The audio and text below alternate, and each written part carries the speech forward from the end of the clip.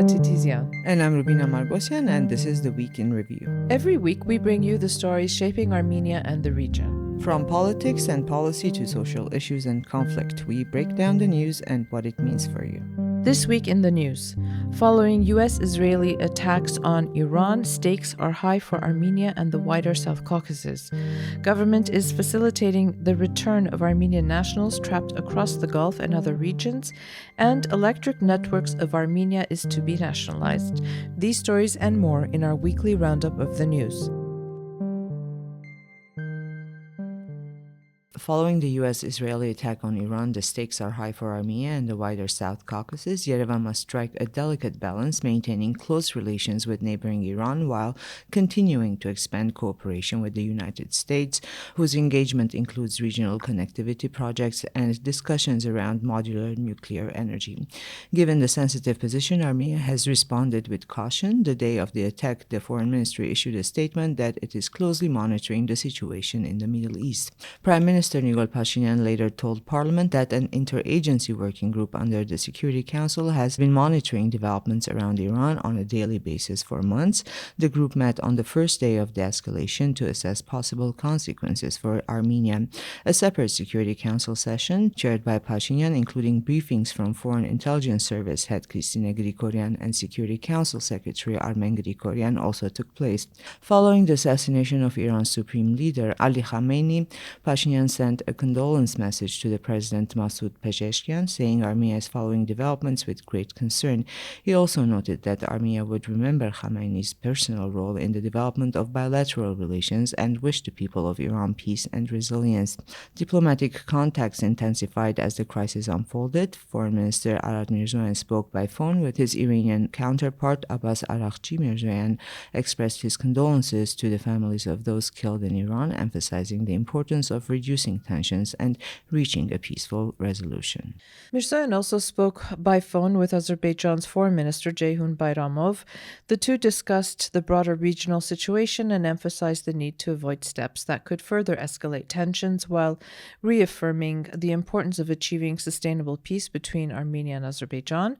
Meanwhile, tensions have also risen between Iran and Azerbaijan. Baku says Iranian drones struck targets in the Nakhichevan Autonomous Republic, hitting the airport and a nearby school building and injuring civilians. Iran denied targeting Azerbaijani territory. On March 6, Azerbaijan's Foreign Minister Bayramov stated that Baku will evacuate its embassy in Tehran and the consulate in Tabriz. He also said the armed forces have been placed on an even higher level of readiness and all necessary instructions have been given. These are his words. And Azerbaijan's defense ministry demanded that Iran halt what it called denials and apologize for the incident. Baku also summoned Iran's ambassador and warned that the attacks, quote, will not remain unanswered. Even before the reported strike in Nakhichevan, Azerbaijani media had reported that troops were placed on combat alert and deployed to the border with Iran. The defense ministry did not confirm these reports, though soldiers' leave was reportedly canceled as a precaution. In the context of these tensions, not only in the South Caucasus with Iran, but in the wider Gulf region, with America's involvement, there has been a lot of concern in the country that this could impact the TRIP project. This is the Trump Route for International Peace and Prosperity, the road that would run almost along the border with Iran. Armenia's Parliament Speaker Alen Simonia said he doesn't believe that these developments will pose a threat to that project. He added that Armenia deeply regrets the casualties and hopes the situation resolves as quickly as possible, noting that the developments involving a neighboring country and therefore naturally cause concern. It's not only a neighboring country, though, it's the entire region at this point. Well, amid the escalating conflict, a wave of disinformation is also circulating online. Armenia's defense ministry has denied reports claiming gunfire and explosions were recorded on the country's territory. Earlier, false claims also circulated on social media alleging that Iran had struck Georgia. Yeah, the news was, as far as we understood it, that residents in Gapan, which is one of the southern cities in Sunik in Armenia had heard bombing artillery from Iran. Not that Armenia had been hit, but yes. well, as the situation escalated, Armenian citizens traveling in the Middle East, like many other foreign nationals, found themselves unable to return to Armenia. Armenia's foreign ministry says 242 Armenian citizens returned to the country on March 4 and 5. Speaking on March 4, Minister Mirzoyan said 110 Armenians had already returned from the Middle East on specially organized flights over the previous 2 days. And I think most of them were coming through Oman, right? The ones that were stuck in... Seems to be the case with most of the news that we hear. Yeah. He also addressed the situation of 117 Armenian citizens currently in India, most of them there for tourism. The foreign ministry is actively exploring options to facilitate their return as well. Meanwhile, speaking to his counterparts from Canada, France, Oman, the UAE, and others, Foreign Minister Mirzoyan offered the use of Armenian territory as a transit corridor so that they could evacuate their own nationals.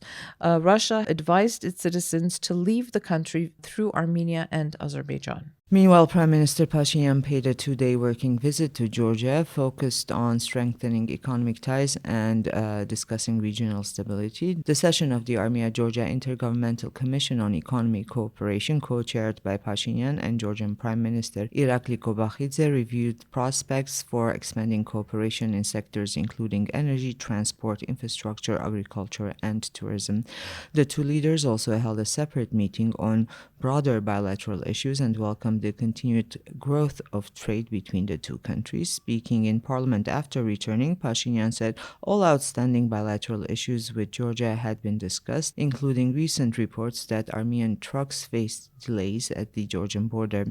Armenian businesses have complained that trucks were held for extended periods, sometimes for days or months, and alleged that bribes were required to speed up the process. Pashinyan said concrete arrangements had been reached to address the issue. He also addressed regional connectivity, saying Armenia and Georgia share identical views on the TRIP project. Well, Electric Networks of Armenia, ENA, will be nationalized, according to the company's interim manager, Romanos Bedrosyan. Bedrosyan said negotiations with the owner, Tashir Capital, effectively never took place. Under procedures set by law, a 3-month period had been designated for negotiations following the potential suspension or revocation of the company's license. He said the Ministry of Territorial Administration and Infrastructure submitted a formal proposal to transfer ENA's shares to the state within the legal time frame, but no agreement was reached. Under Article 60 of Armenia's constitution, the government can declare the shares subject to overriding public interest and proceed with nationalization after compensating the owners. Bedrosyan said the process has now entered that phase. Former ENA Director David Ghazinian confirmed the company received the government's proposal, but argued it arrived too late for owners to respond before the legal deadline. According to Ghazinian, the letter was sent on February 17, but received on February 25 after the 3-month legal deadline had already expired. Neither side disclosed the price offered for the distribution network. Ghazinian said only that it was significantly lower than $500 million, the amount the Garabedian family, who are the ENA owners, are seeking from the government in a claim filed with an international court. Armenia has been included in the Council of Europe's annual Europe Press Freedom Report for the first time, with media actors in detention after the pretrial arrest of podcasters Vazgen Sagatelian and Narek Samsonyan at the end of 2025. According to the report, the platform registered 65 new alerts in 2025 related to the detention of journalists across Europe. By the end of the year, 148 journalists were recorded in detention across the region. Russia accounted for the largest number, with 58, including journalists detained by Russian authorities in occupied territories of Ukraine. Azerbaijan held 36 journalists, Belarus 27, and Turkey 24. Armenia and Georgia were also listed, with 2 journalists recorded in detention in Armenia and 1 in Georgia. And Maria, we always have this discussion, are Vazgen Sagatelian and Narek Samsonyan journalists or not? They are media personalities, definitely, but they are far from being journalists. Okay, but can we just say that this whole pretrial detention, this is why we come onto a list, right? Pretrial detention. Just let them out on bail. How are they going to tamper with evidence? Are they going to flee the country? Are they a physical threat to society? Why are they in pretrial detention? I agree, they're not journalists per se. And I think a lot of things that they say is absolutely egregious and unacceptable. But, we live in a democracy, freedom of speech. You don't like it, or, are they inciting people to violence? I have a lot of opinions today, so maybe this is not a good day to talk about it. But yeah, it just goes to show, and we're going to talk about this later, right? About pretrial detentions. We end up on these lists, and it's not good optics for our You've country. already spoken about it, and it has to be said. Yeah. It did hit a nerve with you. In other news, Chief of the General Staff of Armenia's Armed Forces, Edward Asaryan, visited NATO's Allied Joint Force Command in the Netherlands this week. During the visit, Asaryan held a one-on-one meeting with the commander of Allied Joint Force Command Brunsum. This is in the Netherlands. His name is General Ingo Gerhards, followed by expanded talks between the two delegations. According to Armenia's Defense Ministry, the discussions focused on Armenia-NATO partnership and regional security.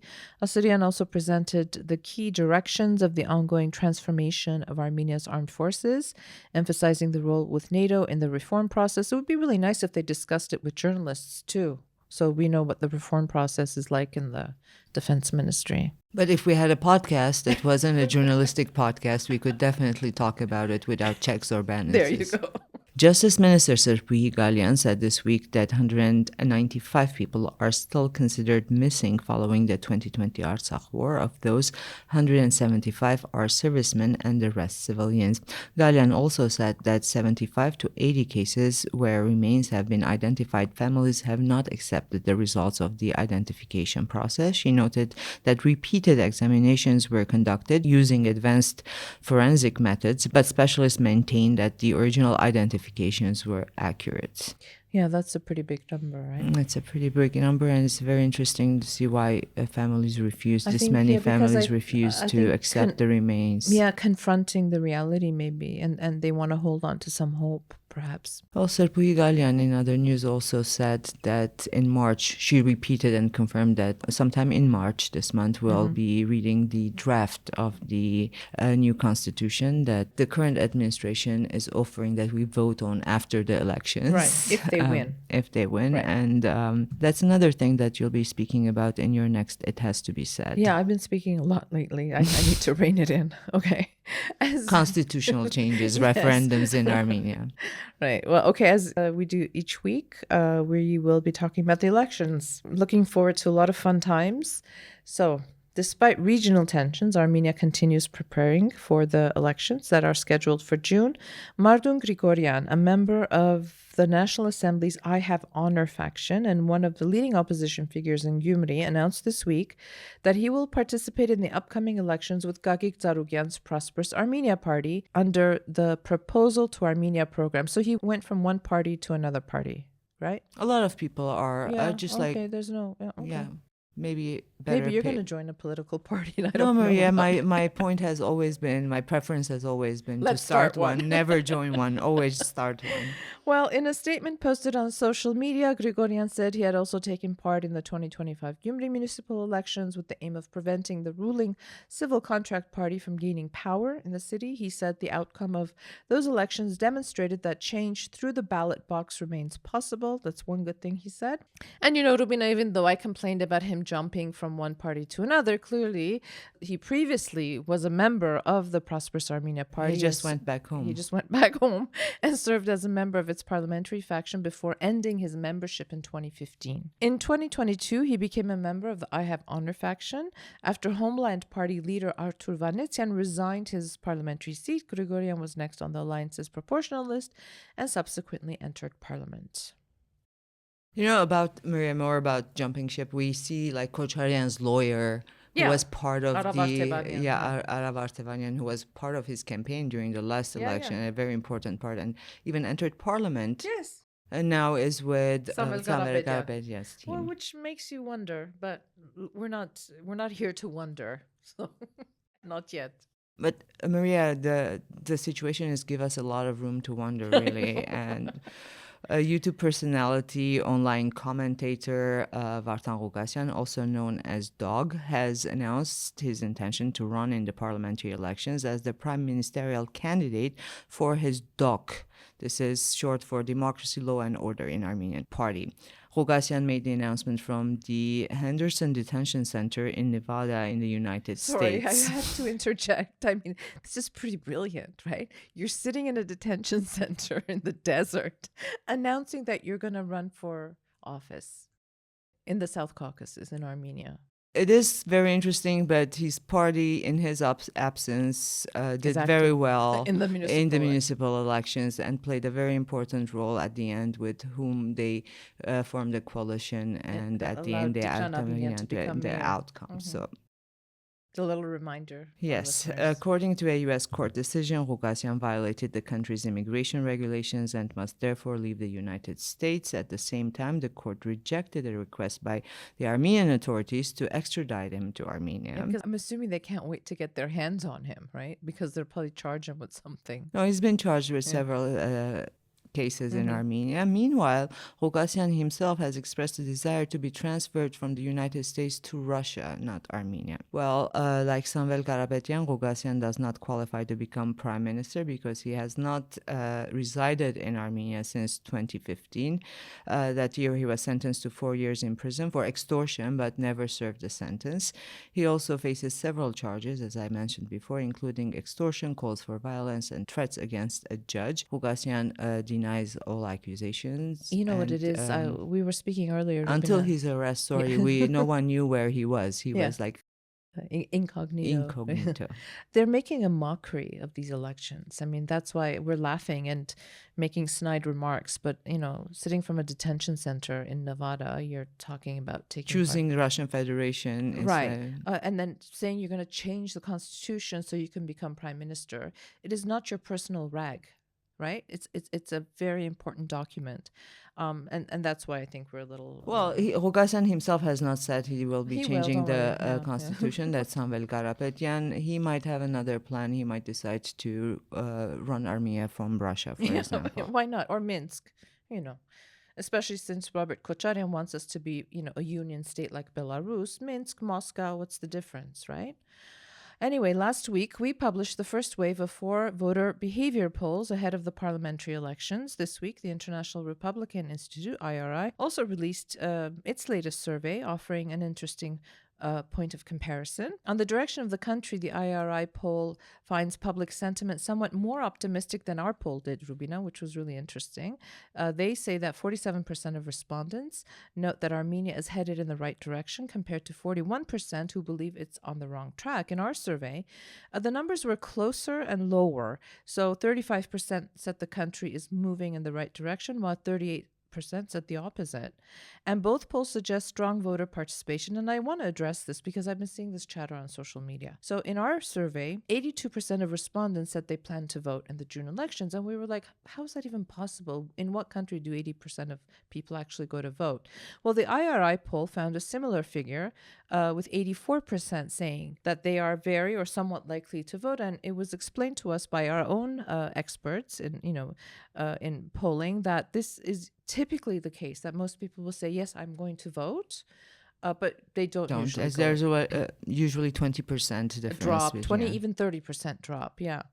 Now, as for the vote intention, which is if elections were to be held this Sunday, who would you vote for? Both surveys show Prime Minister Nikol Pashinyan civil contract leading. Our poll placed civil contract at 26%. Remember, this is 120 days out from the elections, followed by Samvel Karapetyan's strong Armenia at just under 12%, something like 11.91%. The IRI survey found similar results, 24% for civil contract, but 9% for strong Armenia. And it was really interesting because in ours, Prosperous Armenia, Gagik Zarugyan is in 3rd, and Armenia Alliance, Robert Kocharyan's party or alliance, doesn't even pass the threshold in ours. But it was the opposite in the IRI's poll. So Armenia Alliance was just ahead of Prosperous Armenia, but not by much, I think, but it was pretty close. Anyway, the two polls also asked about the proposed TRIP regional connectivity project, though in slightly different ways. In our survey, 42% of respondents said that the project would benefit Armenia's growth and stability, while 34% said it would not. The IRI poll framed the question as support or opposition. 44 in favor, 47 opposed. So anyway, we're going to be publishing 3 more polls in the coming months. The last one just a week or so before the election. The Friday before. That's usually has been. So we'll see how it's going to be interesting to track to see how sentiments have changed, and especially after what's happening in the region. This week we opened a little bit, the parentheses a little bit. We published a little bit more information, at least on the social media. It's not in the original text. For example, voter intention by household income. And the takeaway there is that civil contract support is relatively consistent across income groups, while Strong Armenia shows stronger but more uneven support, particularly among lower and middle income households. We did a comparison between civil contract and Strong Armenia because in our polls it showed that these are the two parties with the most votes. Vote intention, anyway. Yes. We also looked for vote intention by age group. Both parties have limited support among the young people, which is to be expected. We also looked at the gender divisions. For civil contract, it's equal male and female support. For Strong Armenia, male support is much stronger. Like Strong Armenia. There you go. Mm-hmm. Okay, and as always, the articles and things that we published this week, second installment of Statecraft and Governance by Nerses Kopalyan called Aliyev's Forked Tongue Policy, Peace Meets Anti-Armenian Propaganda. And with a group of researchers, they scraped, I don't know how many terabytes of, news and information and articles. And what they found was fascinating, that after the August 8 Washington Accords, Aliyev's rhetoric, in fact, ramped up against Armenia. So the anti-Armenian, Armenophobic commentary increased, where you would think that it would have decreased because, Aliyev has promised peace and all of that. So it's a fascinating look. There's a lot of data there. It's a little dense, but for anybody wanting to understand the headspace of the Baku regime, it's a real fascinating piece. And as I mentioned before, it has to be set section this week on pretrial detention, and the numbers are jarring in Armenia. Really, how many people are in pretrial detention. But this is a problem we've known about. You remember when we first started EVN Report, Rubina? We did a whole investigation about the how many people from Saritag were in pretrial detention following the Sasnateret incident. Exactly. And what was it in 2016, and this was we did this in 2017. Pretrial detention has always been a problem in Armenia. The fact is that we know it's a problem, and they're trying to fix it, but seems it's not. And the current administration, when they were first new to power, had promised that it would not be weaponized or used, but it is being used and has to be called out. That's why it had to be said. And that's why it had to be said. We published a very long piece today, and I thought it was so fascinating, by Sophia Bergman. It's called 110 Years Later, The Perpetrator Becomes the Host. And it's about a year-long series of events that took place primarily in Berlin, commemorating the 110th anniversary of the Armenian genocide. It's a real moment of reckoning for the Germans who were actually complicit in the Armenian genocide by arming the Ottoman army, by, advising them, by providing rail connections to deport the Armenians. It was hard to read, to be honest, actually. It's also fascinating that Armenian artists, diasporan and from Armenia, are actually digging into the German archives and unearthing this information and pointing the fingers and basically making the German viewer face this reality, and it's especially not just that play about that she talks about, right, where they're pulling Germans and Turks out of the audience and having these conversations. Why did you dismantle the Armenian genocide monument? Who will volunteer to put it back together? Again? And also about Artsakh, it's about Gaza. It was really a fascinating. It was a lot of. She had done a real great job with that. So Sophia, if you're listening, thank you for that piece. And we did publish a piece this week by Dikran Yegavian, Church and State in Armenia, a crisis decades in the making. As emotional as polarizing the discourse is, ongoing debates over church-state relations reveal a deeper fault line in Armenia's post-Soviet order, beyond personalities and politics. This situation exposes unresolved tensions between national identity, religious authority, and constitutional governance. And he has a good recommendation here.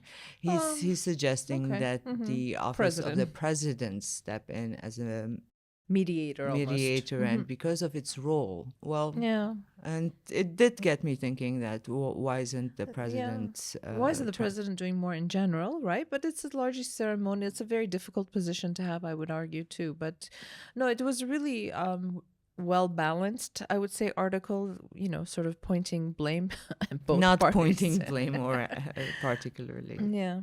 Well, Maria Gunko, another great piece called And She Waits. And, we oftentimes talk about the men who go off, to Russia for labor migration. And it's always about their sacrifices and their having to go and work and send back money. But she looks at how women, especially in rural Armenian towns and villages, hold life together, right? In the absence of their husbands. She calls it this unrecognized labor of waiting. And as soon as the money comes, already it's dispersed because they have loans and debts and things to pay for. Anyway, it was another really, really beautiful piece by Maria. And to our surprise, as always, this week we published Itinerary. This is our art digest by Vigen Galician, who writes beautifully and doesn't he though? Yeah, indeed. Unfortunately is not consistent. Vigen, if you're listening now. We wait for his pieces, Itinerary, every month. He doesn't deliver. However, then He's he more than busy, makes up for it yes. because he was also part of the exhibitions In Berlin. Berlin. Yes. He was one of the curators, Yes. so understandably, but he has delivered one this month.